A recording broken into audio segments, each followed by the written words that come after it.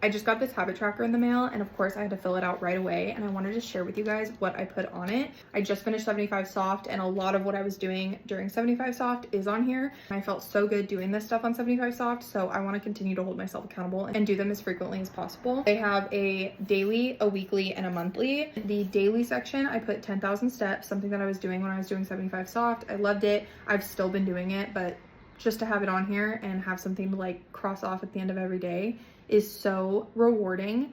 And if you are like a competitive person, being competitive with yourself is the best thing ever. Next one is to eat within 30 minutes of waking up. This is something that I struggle with so badly. I am not a breakfast person. I recently listened to the Mel Robbins podcast with Stacey Sims, and she talks about how important it is for the female body to eat something within the first 30 minutes of waking up in the morning.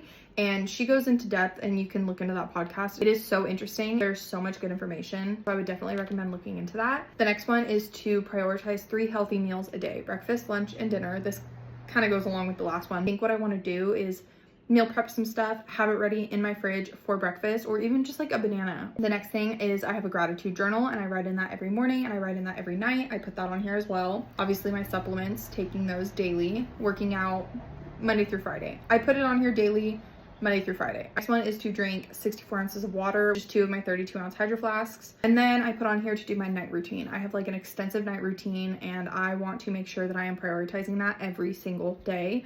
It sets me up for success the next day, and sometimes I slack and I can tell the difference. So that is definitely a priority. Next one is to read daily. I pretty much already do this with no issues, so I can assume I'm gonna cross those off easily. And then the last one that I need to be on my game is intentional time.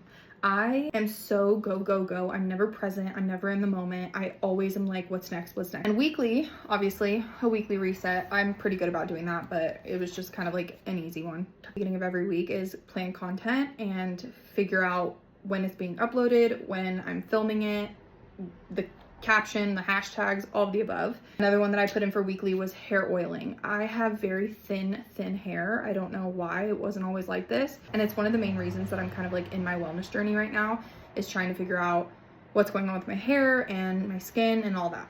And then monthly, I put on here to prioritize 1 date night. Life gets so busy, and a month comes and goes, and I realized that me and my husband didn't go out. We didn't do anything. The next one that I want to do is a monthly deep clean. That's different than a reset. A deep clean, I want to like scrub my cabinets, clean my stove, clean whatever, you know, all the nitty gritty stuff no one ever wants to do. Post on TikTok and Instagram daily and consistently. And I have been doing that for a little while now. But yeah, anyways, I'm excited, and I hope